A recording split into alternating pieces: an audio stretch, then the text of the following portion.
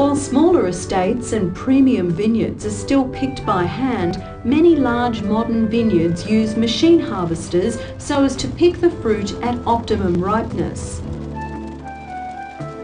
It's very important to prevent oxidation in the grapes used for white wine production, so they're promptly sent to the winery to be processed.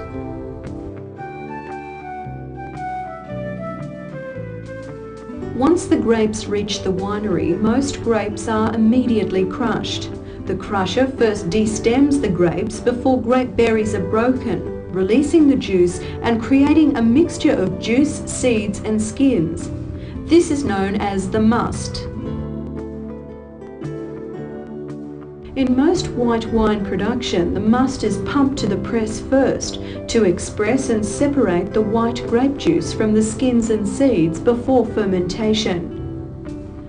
Most wineries today use modern presses, like this airbag press, which uses a gentle action so as not to extract too many hard tannins. There are also some fuller-bodied white wine styles that may spend some time fermenting on their skins. But as a general rule, the skins and seeds, known as the pulp, are removed by the press from the juice before fermentation.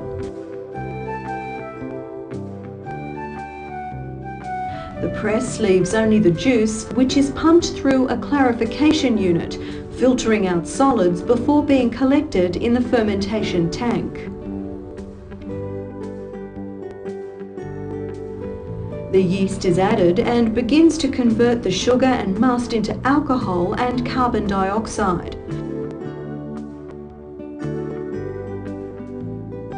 Controlling the temperature of the ferment is imperative in white wine production. Keeping the temperature down ensures the fresh aromas and primary characteristics of the grapes are maintained. Fermentation can be stopped by removing the yeast from the wine before it's finished converting all the sugar to alcohol. The remaining sugar is known as residual sugar. This is how winemakers manipulate the sweetness of white wine. The winemaker can also use different yeast cultures to create different flavours. Once the fermentation is complete, the white wine is usually pumped between tanks. This is known as racking, or it can be left to settle in the tank where it was fermented. Fining agents can be used at this stage to help the dead yeast, known as lees, sink to the bottom of the tank. The wine is then racked off, leaving the lees. The wine at this stage can also be pumped through a clarifier to remove any remaining solids.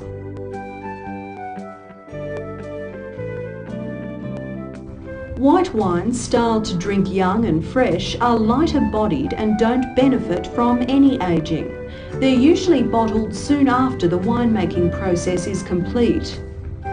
Most other white wines, especially medium to full-bodied white wines, do benefit from aging in stainless steel, wood, or a combination of both. As a rule, white wines spend less time maturing than red wines. Many Australian wines are a blend of some type. Wines are blended for many reasons. Sometimes the winemaker wants to produce a style that can be maintained year after year, or they need to fill out a wine that may be lacking in body or structure, giving it a greater complexity. Blending may be between different ferments or between wines that have matured under different processes. Or the blend may be from grapes of different vineyards, regions, vintage years, or variety of grapes. Blending is an art. At the blending stage, adjustments to the acid levels can be made if necessary. The natural acid levels of the wine can be increased to give the wine more life. Once the blending is complete, the white wine is cold stabilised to prevent it from becoming cloudy or from tartrate crystals forming when it's cooled.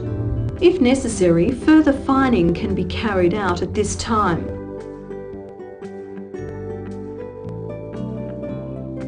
white wine is then sterile filtered before being bottled, labelled, packed and prepared for retail sale.